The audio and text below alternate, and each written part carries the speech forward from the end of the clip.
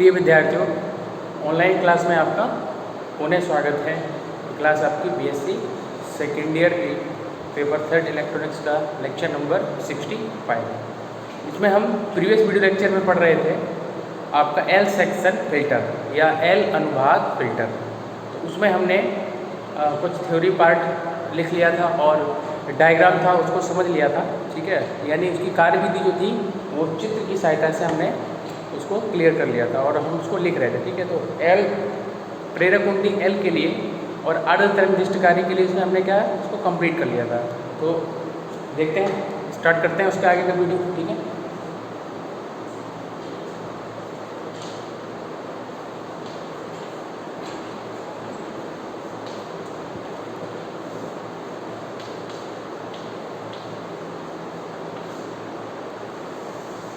L अनुभाग filter, इसमें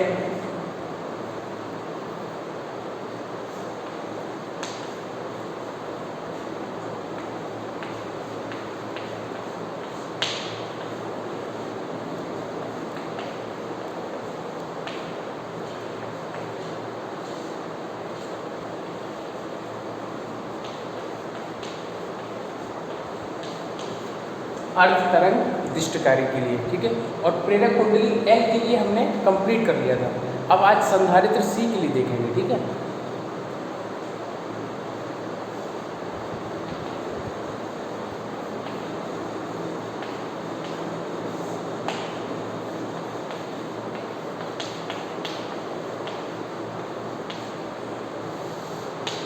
संधारित्र सी के लिए, एल के लिए हो गया था, एसी और डीसी दोनों को हमने देख लिया था। अब हम देखेंगे इसके लिए संधारित्र सी के लिए। देखिए जरा,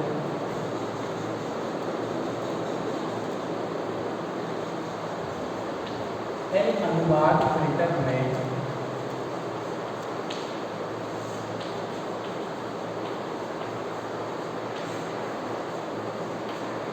एल अनुभाग फिल्टर में जब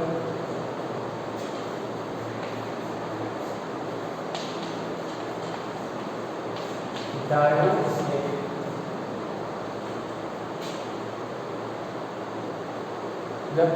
से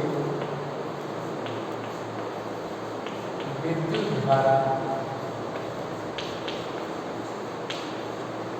प्रवाहित होकर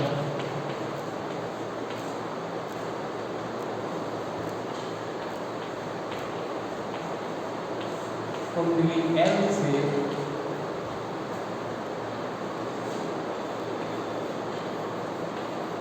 गुजरती है,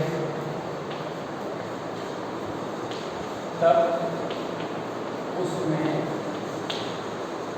AC का मान कैसा होता है, कम, और DC घटक का मान अधिक होता है, ठीक है। तब उसमें AC घटक का मान कम या न्यूनतम लिख दो ऐसा करके, ठीक है। इसको लिख दो न्यूनतम।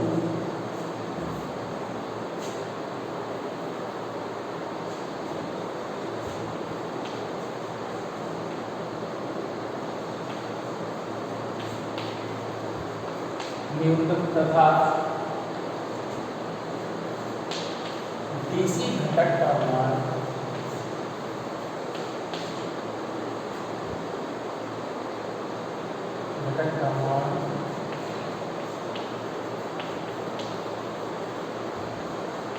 अधिकतम होता है।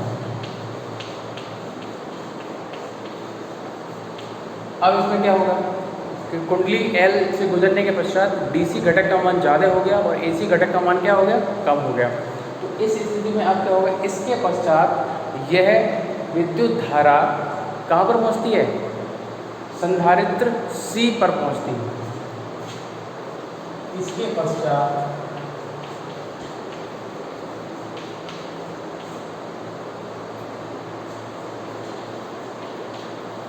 विद्युत धारा संधारित्र सी पर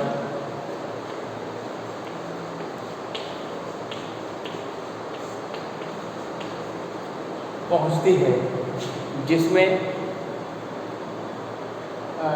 इस संधारित्र इस संधारित्र की धारतीय प्रतिघात के द्वारा, जिससे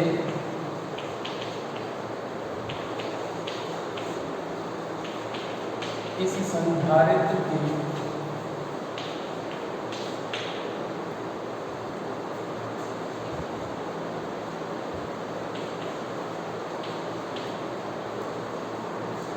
धारतीय प्रतिघात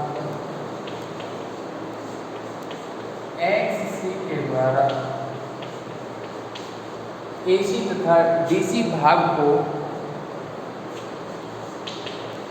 AC तथा DC भाग को निम्न प्रकार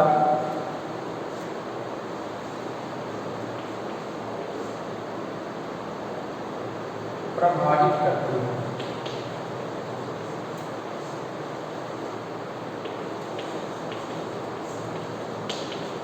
ठीक है, अब एक एक करके निकलेंगे। पहले AC भाग के लिए या DC के लिए, किसी के लिए?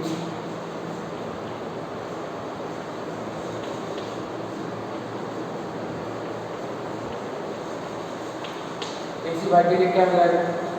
AC भाग की आवृत्ति F का मान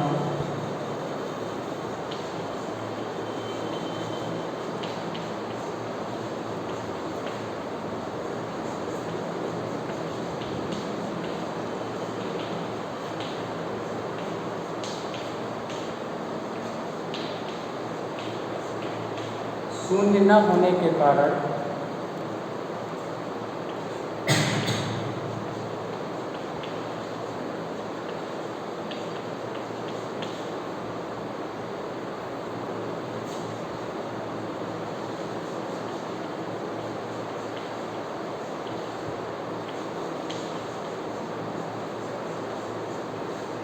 धारतीय प्रतिघात XC के द्वारा, धारतीय प्रतिघात XC के द्वारा संधारित्र के सिरों पर क्या होता है? विभव पतन होता है।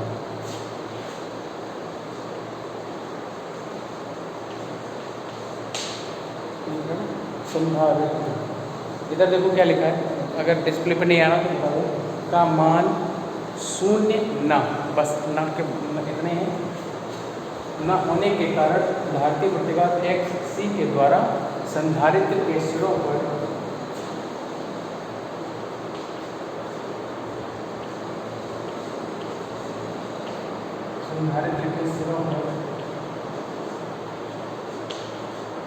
विभव पतन होते हुए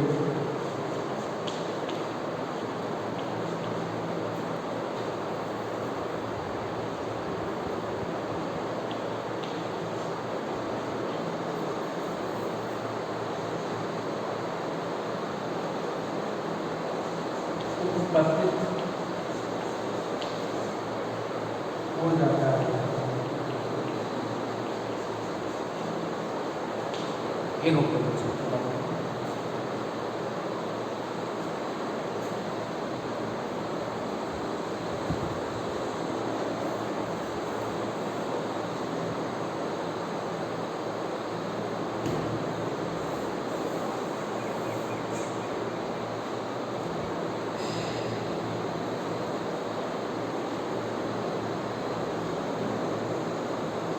ठीक है, समझे ना?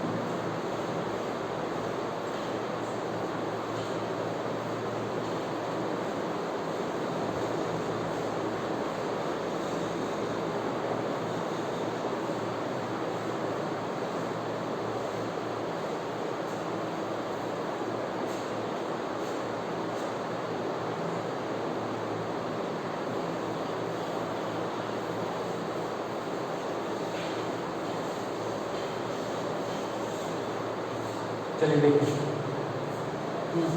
तो उसके लिए क्या हो जाता है, विभव पतन होकर क्या हो जाता है, वो उत्पतित हो जाता है। अब करते हैं डीसी भाग के लिए। इसके लिए एक्स सी बराबर one upon omega C, omega बराबर 2 पाई एफ सी लिख सकते हो, उसको कोई फायदा नहीं। मेन जो होता है वो डीसी के लिए होता है, क्योंकि डीसी के लिए जो एक्स सी और एक्स एल होता है, एक्स एल जीरो होता है और एक्स सी क्या होता है, अनंत होता है। ठीक है, तो वो लिखना जरूरी आता है। उसके बाद डीसी भाग के लिए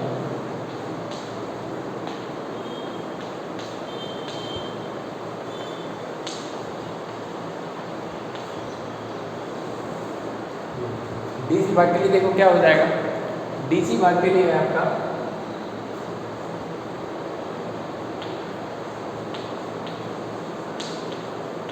संधारित्र सी पर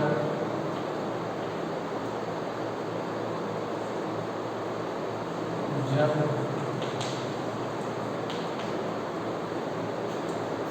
विद्युत धारा पहुंचती है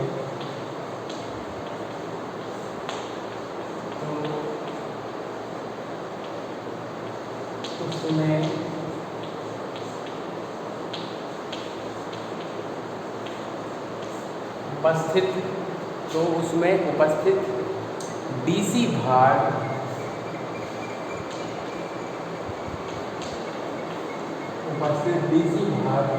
की आपूर्ति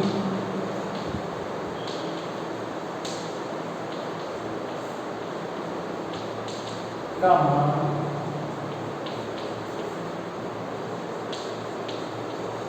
शून्य का आवृत्ति का मान शून्य होने के कारण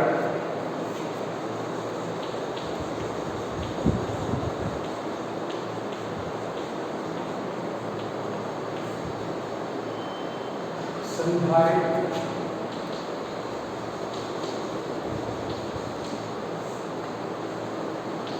की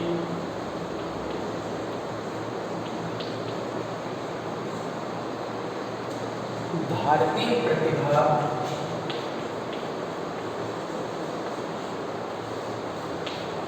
XC का मान, धारितीय प्रतिघात XC का मान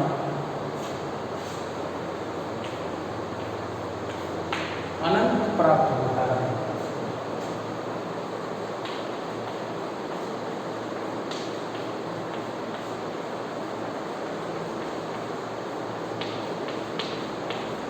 जिससे संधारित्र डीसी घटक को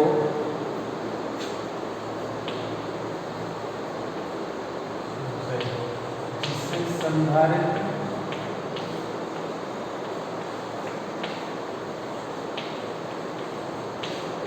डीसी घटक को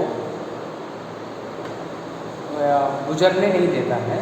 डीसी घटक को पूर्णतः अवरुद्ध कर देता है।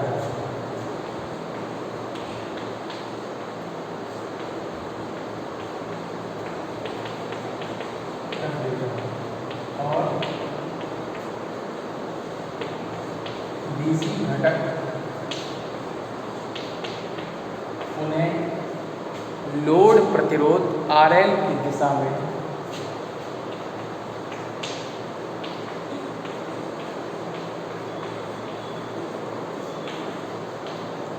RL की दिशा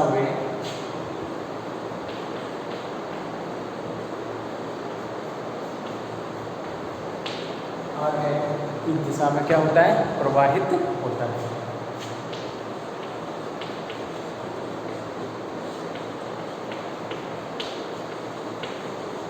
इस प्रकार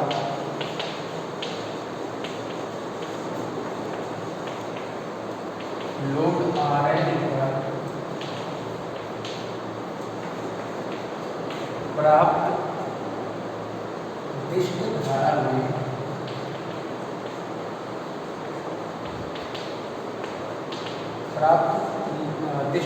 में प्रत्यावर्ती ऊर्जा वचन घटक न्यूनतम रह जाती है, ठीक है, मिनिमम हो जाता है। क्या हो जाएगा?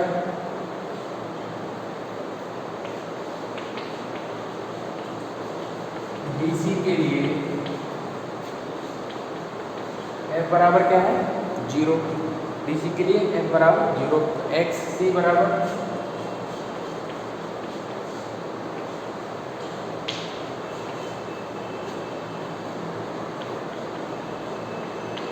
2πf और सी एफ तो मान रखोगे,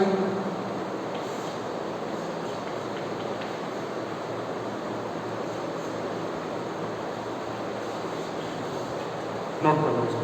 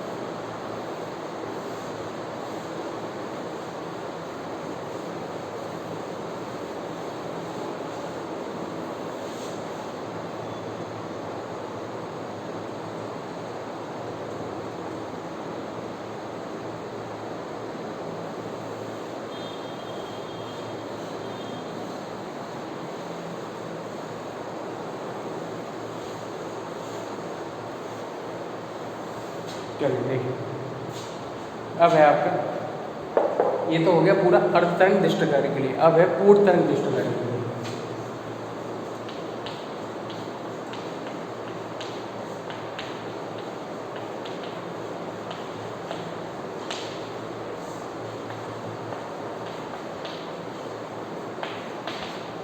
पूर्ण तरंग दृष्ट कार्य के लिए भी एल और सी के लिए, तो सबसे पहले हम किसके लेके चलें? एल के लिए लेके चलें, ठीक है।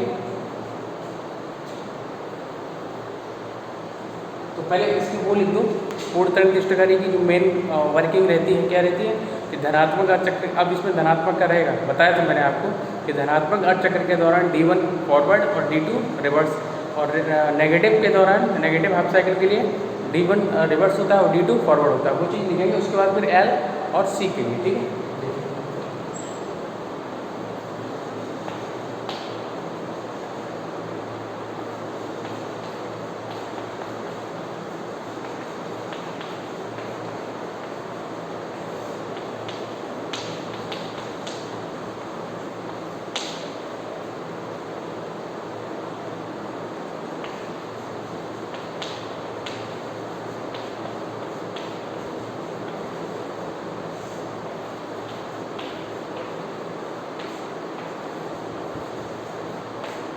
धनात्मक अर्धचक्र निवेशित किया जाता है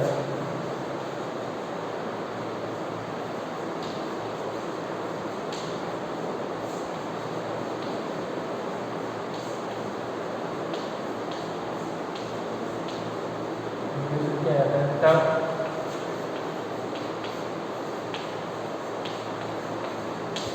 डायोड D1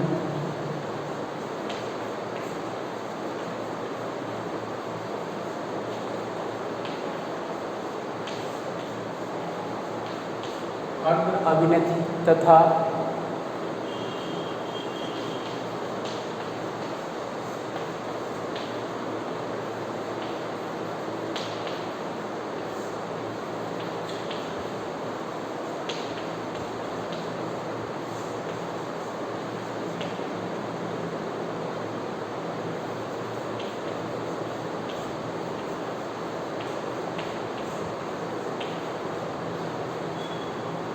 उत्क्रम अभिनेति में कार्य करता है। ठीक है, जिससे डायोड D1 के द्वारा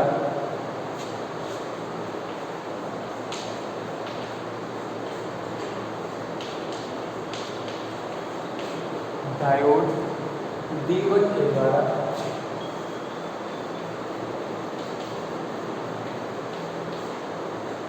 लोड प्रतिरोध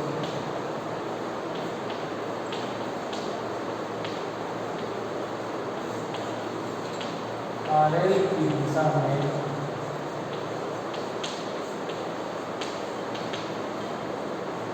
विशिष्ट धारा प्रवाहित होती है।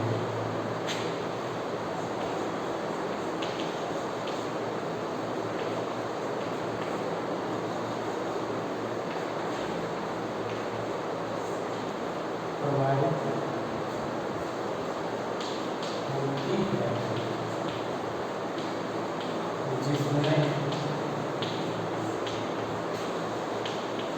DC तथा AC, DC और AC दोनों ही भाग उपस्थित होते हैं।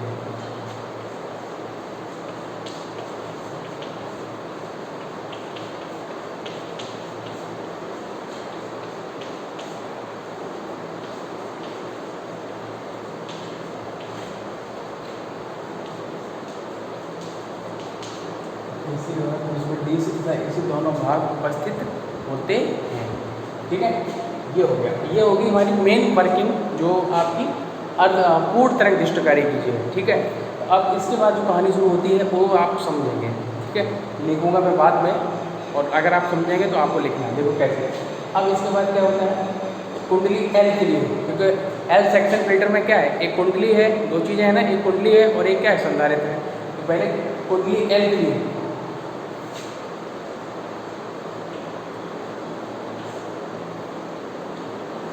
प्रेरक कुंडली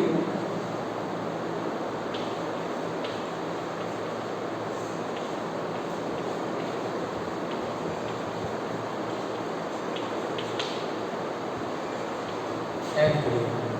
अब इसमें पूरा वही लिखना है। ठीक है, कब, जब डायोड से, अब इसमें डायोड D1 या D2 नहीं लिखना है आपको। ठीक है,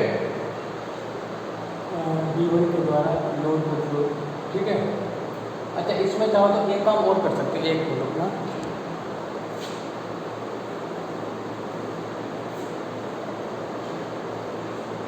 ये हमने यहाँ पर केवल किसके लिए बात की है, धनात्मक अर्थ चक्र के लिए बात की है, ऋणात्मक लिखने की ना, तो इसी में लिख दे रहे हैं ऋणात्मक 2-3 लाइन। उसके बाद फिर आगे कहीं मेंशन नहीं करेंगे कि धनात्मक अर्थ चक्र के द्वारा डायोड D1 से लोड की तरफ विद्युत धारा प्रवाहित हो रही है, या फिर ऋणात्मक अर्थ चक्र के दौरान D2 से जा रही है, ऐसा कुछ लिखेंगे, सिर्फ डायोड का शब्द यूज़ करेंगे। ठीक है, यहाँ इसी प्रकार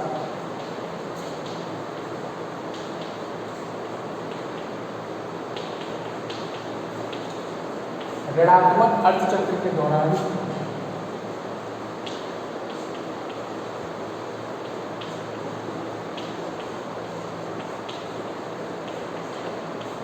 ऋणात्मक अर्ध चक्र के दौरान D1 उत्क्रम अभिनेति में,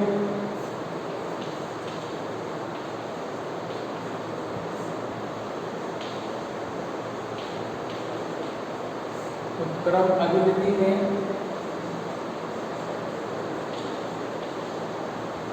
जबकि D2 अक्र अभिनेति में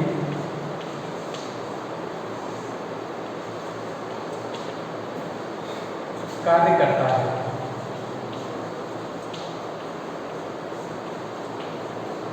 कार्य करता है, जिससे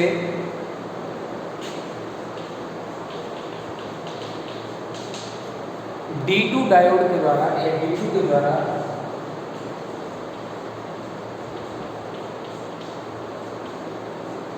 लोड RL की दिशा में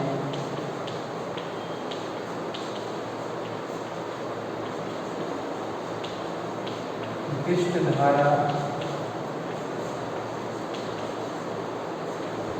प्रवाहित होती है।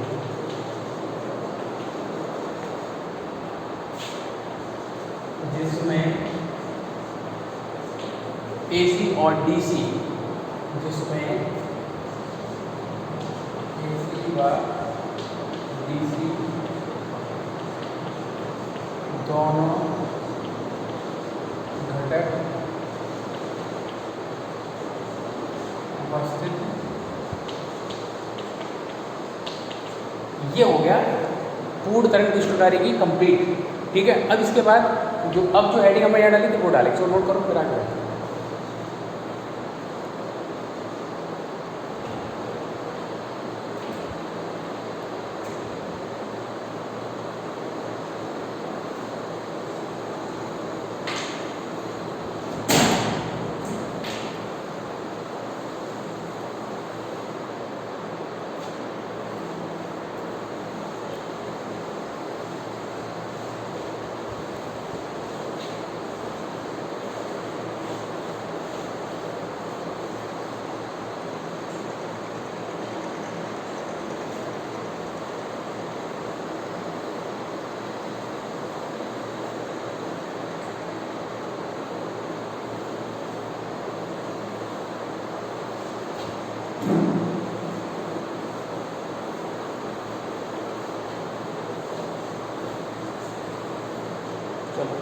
अब देखो आपको करना क्या रहेगा इसमें।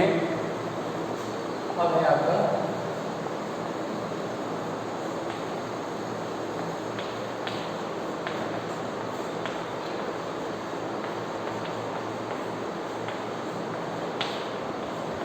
प्रेरक कुंडली L के लिए। या अब ये हेडिंग आपको डालना है। ठीक है, ये हेडिंग हमने इससे पहले अर्ध तरंग के लिए जो किया था उसमें भी डाली थी। इसमें सेम डिक्टो करोगे। अब आपको D1 D2 नहीं लिखना है, केवल आपको लिखना है डायोड से। ठीक है, जो वहाँ कॉपी किया था आपने बिल्कुल किस प्रकार से, एक बार मैं ओरली बता दे रहा हूँ कि क्या है इसमें कि डायोड से लोड प्रतिरोध RL की ओर प्रवाहित होने वाली विद्युत धारा या दिष्ट धारा सर्वप्रथम कुंडली L पर पहुँचती है, और कुंडली L पर जो विद्युत धारा या दिष्ट धारा पहुँच रही है उसमें DC और AC दोनों ही घटक क्या होते हैं, उपस्थित होते हैं। अतः प्रेरक कुंडली का जो प्रेरित प्रतिघात XL है उसका AC और DC पर निम्नलिखित प्रभाव पड़ता है। उसके बाद AC के लिए आपको पता है, AC के लिए क्या लिखोगे कि चूँकि AC की आवृत्ति या AC घटक की आवृत्ति F का मान 0 नहीं होता है, शून्य नहीं होता है, इसलिए प्रेरक कुंडली के सिरों पर AC घटक का या AC भाग का विभव पतन होता है। ठीक है, उसके बाद x ऐसे लिखते हैं ना, XL बराबर ओमेगा L FL, तो XL बराबर क्या 2πFL हो जाएगा इसमें ना।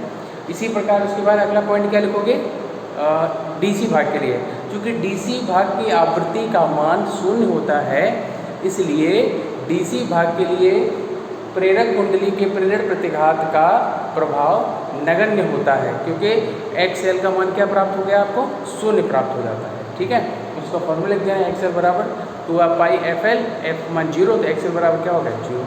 ये हो गया किसके लिए आपका प्रेरक कुंडली L के लिए। इसी प्रकार से किसके लिए संधारित्र C के लिए, उसमें भी आप लिखोगे। ठीक है, तो सेम कहानी उससे पहले अर्ध तरंग दृष्टिकारी के लिए लिखी थी हमने, कि उसमें पूरा जो सारी चीज़ें थी लिखी थी हमने, वो पूरा आप यहाँ पर कॉपी कर सकते हैं। ठीक है, एक छोटी छोटी सी हेडिंग में देखो तो इसके लिए क्या होगा लिख लोगे ऐसा करके। उसके बाद AC भाग के लिए, फिर DC, ये चेंज कर सकते, जरूरी नहीं कि AC पहले ही आएगा, DC भाग के लिए पहले लिख लो आप। ठीक है, DC भाग के लिए, उसके बाद ये कंप्लीट हो जाएगा, फिर है संधारित्र C के लिए।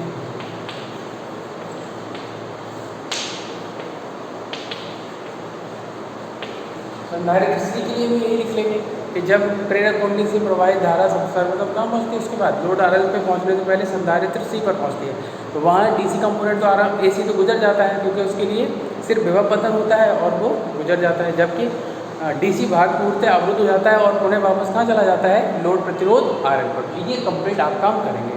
ठीक है, इसके आगे का जो है नेक्स्ट टॉपिक जो है वो नेक्स्ट वीडियो में बताएंगे। Okay, thank you.